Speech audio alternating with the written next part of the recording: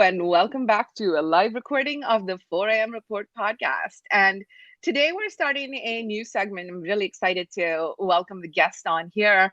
Say hello to Nita Tandon, founder of Dalcini. Welcome, Nita. Hello. We do this segment. We've called it sort of like the thirst list, Nita, for like a while, where we do news segments of the day. We look at them, we see what people out there are up to, and we invite founders to comment on some of the news. But I discovered recently that the word thirst also means rant. So I was like, great. Like, I love it. I've been wanting to talk to founders about what brings out the rant in them. And so you are the first in our segment. So first, for our audiences, like, would you introduce yourself, Nita? Tell us what makes you tick. Tell us a little bit about Dalcini. Sure. So I'm the founder of Dalcini Stainless, and my company, we make stainless steel housewares. And what started as a personal need, it was I had been working in the pharmaceutical industry for years, and I would read a lot about the chemicals that were being ingested, and it was coming from plastics and a lot of chemicals that were on liners of canned food, that sort of thing. So when I had my daughter, I wanted something different. So Mm-hmm. I wanted to make sure it was without chemicals. And what I did was I kind of went back to my roots and I said, well, what did I have growing up? And it was stainless steel. And I decided to, and I actually started a company, which was an accident because no one would listen to me in India if I wanted to make whatever, these different containers. And so I just said, well, let me just register as a corporation in Canada. And then they would listen to me. So I registered. I did call around. I ended up making these products. I brought them in. And then a lot of friends wanted some. And it just kind of organically grew that way. And Mm-hmm. so it's been a tremendous journey. But in the process, I've also had these rants, these times where I just say, oh my gosh, am I the only one thinking this way? Things have to be different. And while I really love that the world is coming around and thinking about these topics that have been sort of hidden for a long time, diversity being one of them, Yeah. I also think it's time to have the conversation on a bigger scale because we're missing the mark. And Mm. I can give you a perspective from me personally, having grown up in Canada. I was born in India, grew up in Canada. I've been here since I was about a year old. And so when we talk about diversity, I think people look at me right away like I'm an immigrant and I would have such insight into, India and all of this. The truth is, I don't know India. I know Canada. And so sometimes color isn't really, and my kids will also be brown. Although Yeah. mine's a little bit different because I'm married to an Italian gentleman. And so our daughter in the genetic mix turned out Italian, very Italian looking. But the truth is she could have a daughter that could be brown. Yeah. And so when does that conversation leave? When does color come out of that conversation? And really start looking at people with different perspectives on how to move business forward. Mm-hmm. Yeah. We were talking in the green room a little bit about how some of this is bias, and for years people have called it unconscious bias, and it sounds a lot nicer as a thing than racism does, right? Unconscious bias sounds kind and loving as opposed to the word racism, which gets people back up a whole lot. And over my time, I'm an immigrant and moved here in my 30s.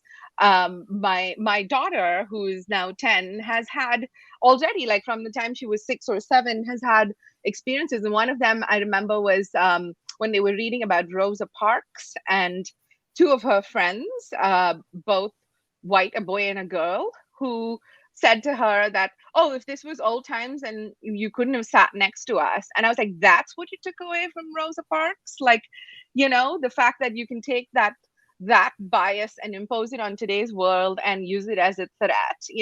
So I think sometimes this discussion, the depth of it, in terms of how much it's these microaggressions are sort of faced on a daily basis tends to horrify my friends. It tends to make them really uncomfortable if I get into it and say it, which is why I think the temptation in many of our cases, my case for sure, is to just not talk about it. Like, just Right. like put your head down and just do what you're doing.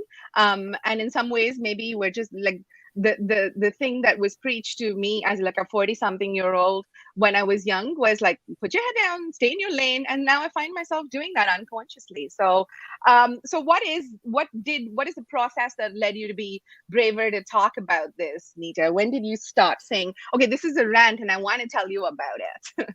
I think it was when people would hear some of the stories and say, oh my gosh, I had no idea. And I think if you start speaking to people of color, you will realize that these microaggressions happen all the time. It isn't just one or two. And the other thing too, when there's racism that happens to you, or when you are denied something because of your color or because of your gender, you know it. You know that it's because of those things. And so when someone tells you, no, you're just seeing it wrong. It's just different. It's frustrating. It It's is. very frustrating.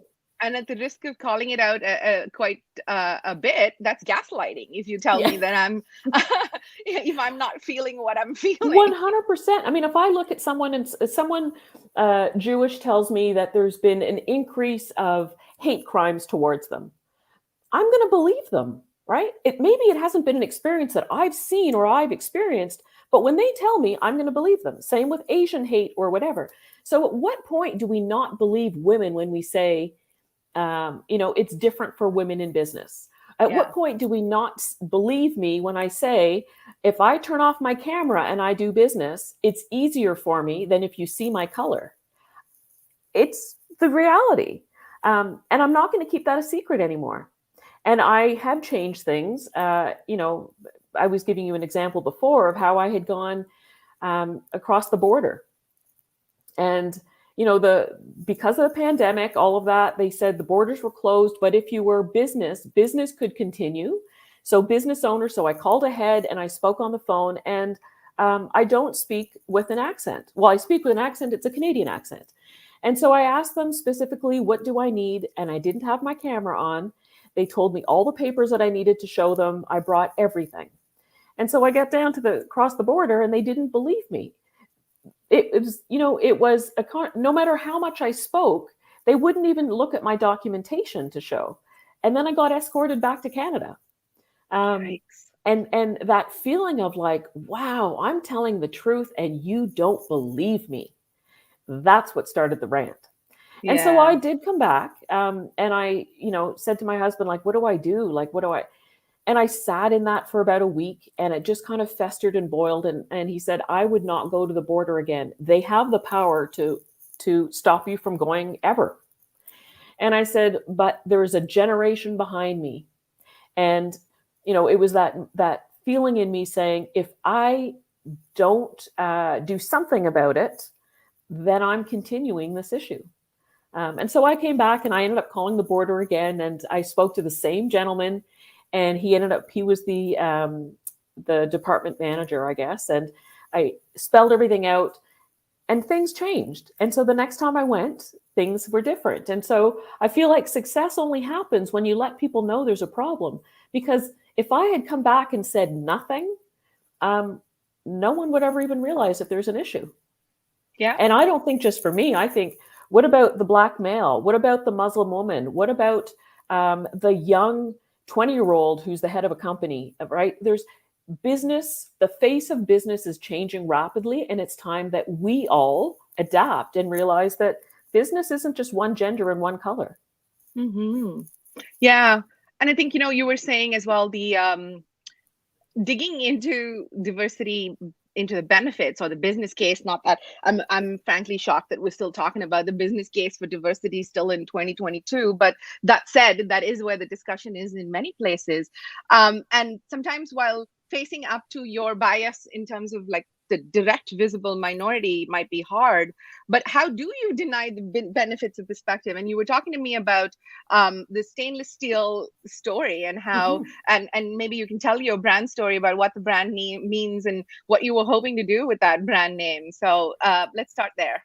Yeah. So, initially when I decided I was going to start a company, I thought, what was the name going to be? And I wanted something that was representative of where the stainless steel came from, and it's India.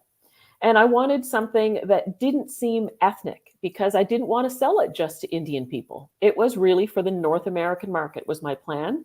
And my plan also was bigger, was, global.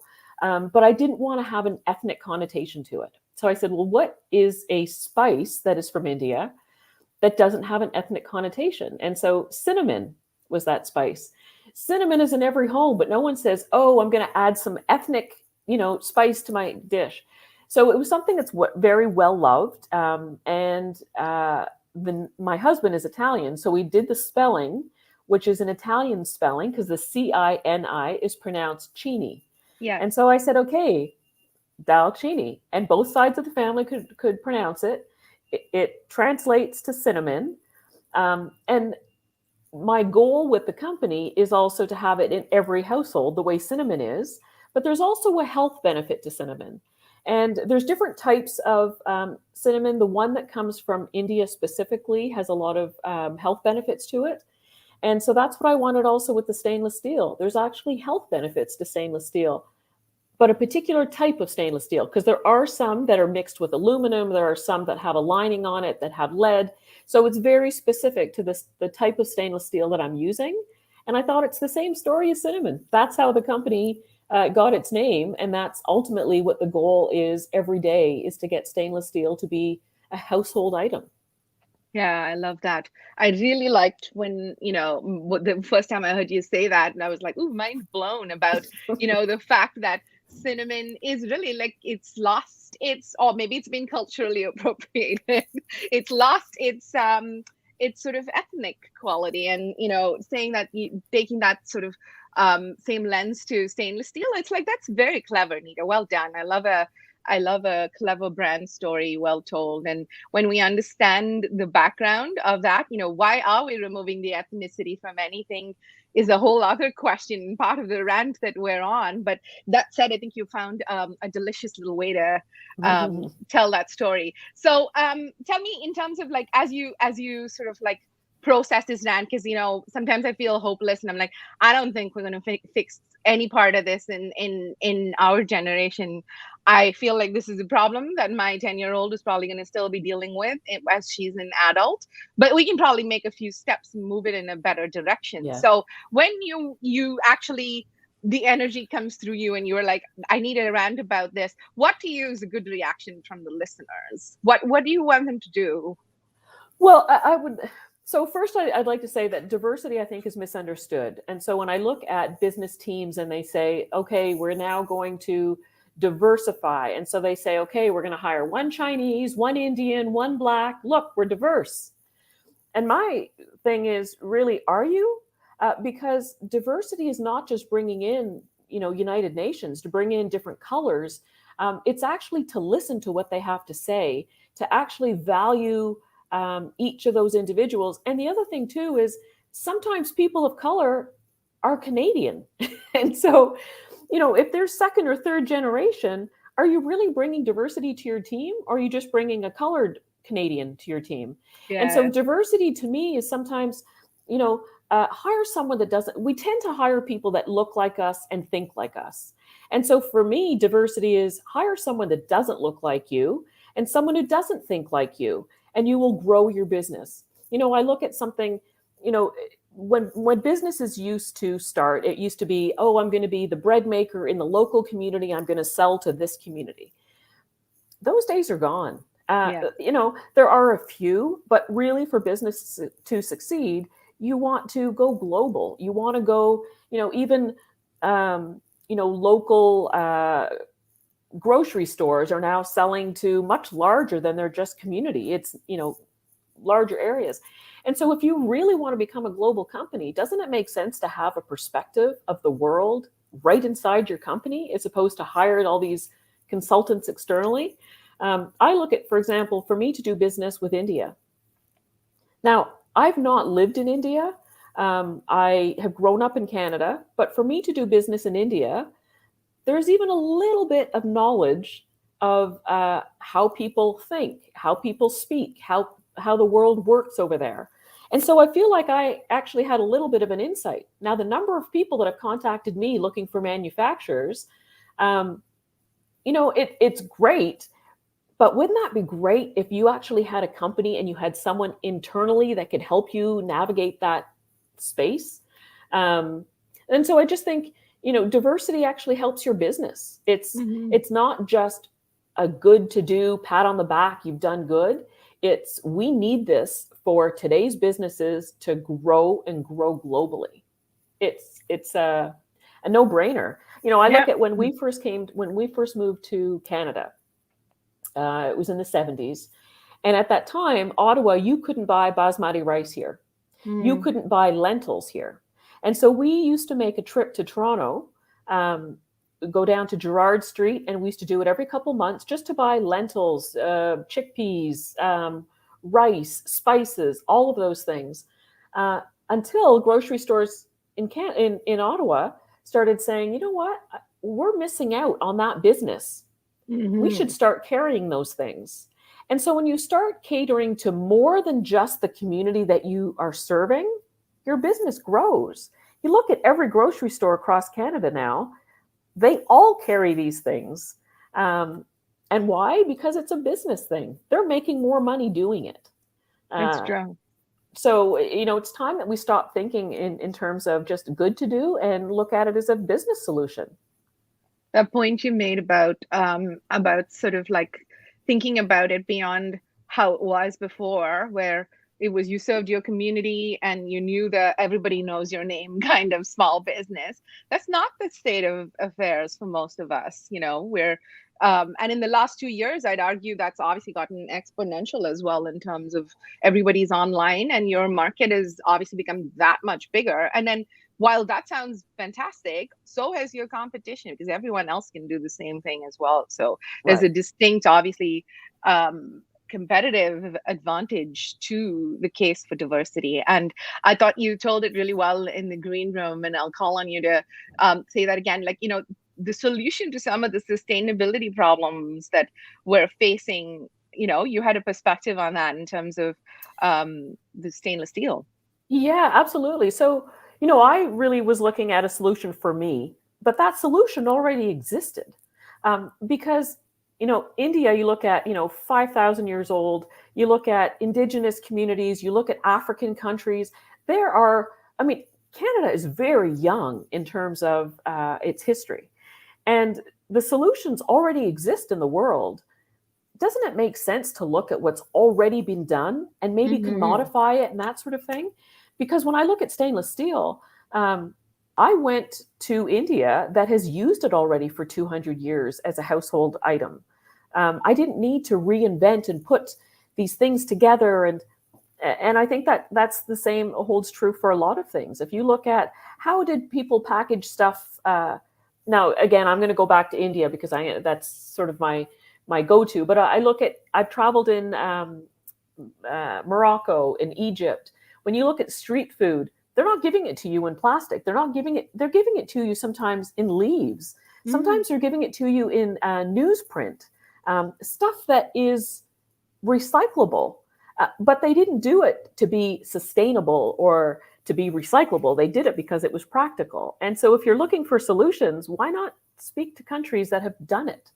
And then change. But we're so focused on innovation and being the one to discover that I Mm-hmm. think we're losing sight of the amount of knowledge that already exists. Yeah, it's a degree of ego in that, like, oh, this is something that needs to come from me. And I see that a lot as a marketer. Like, oh, am I the first person to do this? And did I discover this? And I don't think things like the tech founding culture and sort of like the amount of like kudos that goes to people for coming up with a thought, I don't think has helped at all with the problem. But I often say that like most things have already been thought about. Like Yeah. if you've had a thought and it comes to you easy, it's probably because it's already in existence. And nobody likes to hear that. But I think that doesn't mean you don't have an idea. You can certainly bring your spin to it. You can certainly um, sort of enhance it, and there's value to be added to most things. But I really like that point you've made there about Yeah, don't because innovation, reinvent. that's right.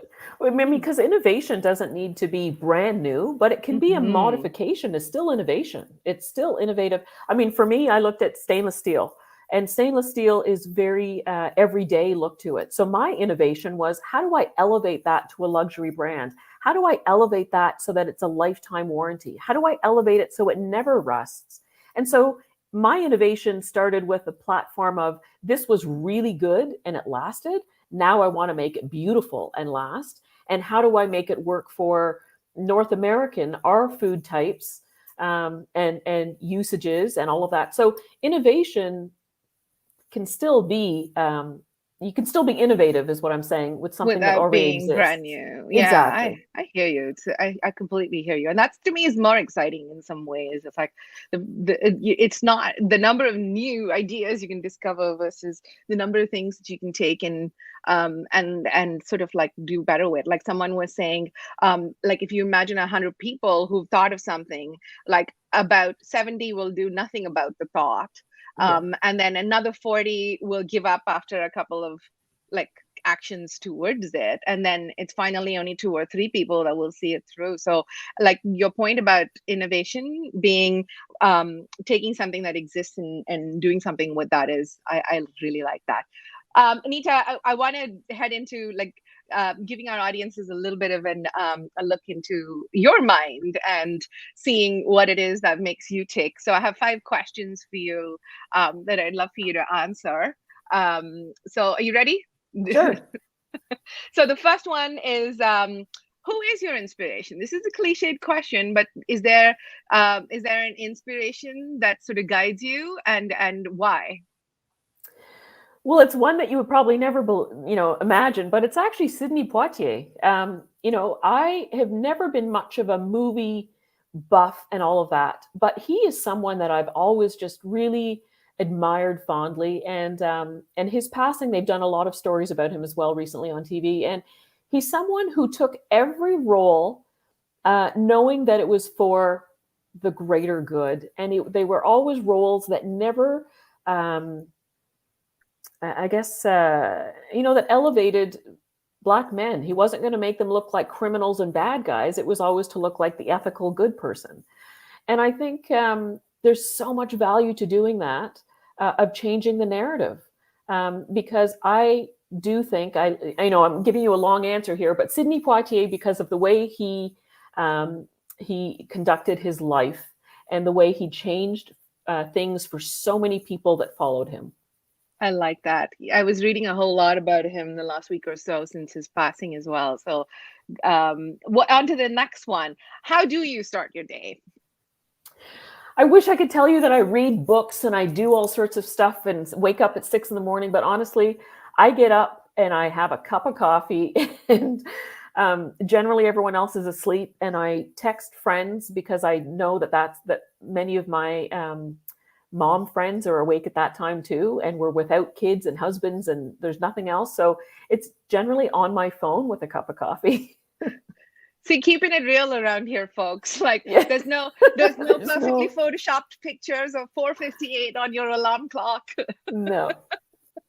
All right, I love that.